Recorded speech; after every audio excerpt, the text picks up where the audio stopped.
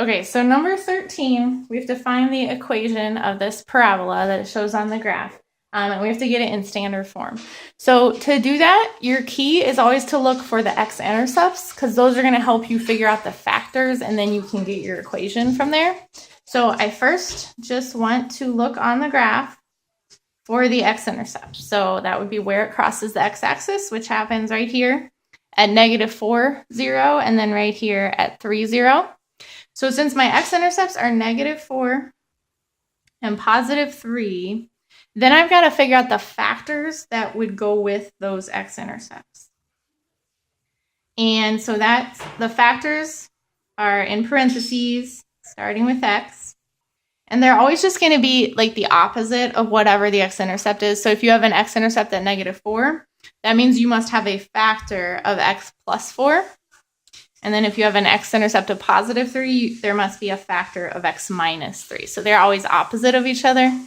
And it's because if you would set x plus 4 equal to 0 to solve to find your x-intercepts, when you solve x plus 4 equals 0, you will get -4 as a solution. So it ends up being the opposite.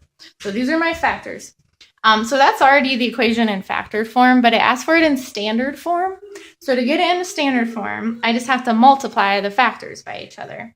And to do that, I need a generic rectangle.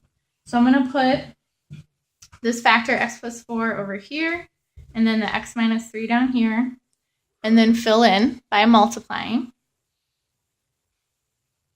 And then once I do that, I can write my equation in standard form. So I'm going to have y equals, and then I'm just going to write like area as a sum with my inside pieces. So I have x squared, 4x and -3x, those are like terms and I can combine them. So 4x minus 3x is just +1x or just plus x. And then I have the -12. So that is my equation. I do want to just check to make sure that that is right. So what I'm going to do is I'm going to just use another point on the parabola that I know it should pass through and make sure it works with the equation. So like the y-intercept would be an easy one to use.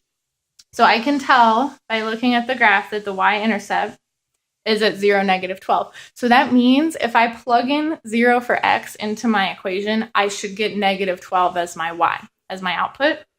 And you can tell just by looking that that's going to happen, because if you made both x's 0, 0 minus 12 would be -12, and that's what we should get. So that reassures us that that is the right equation.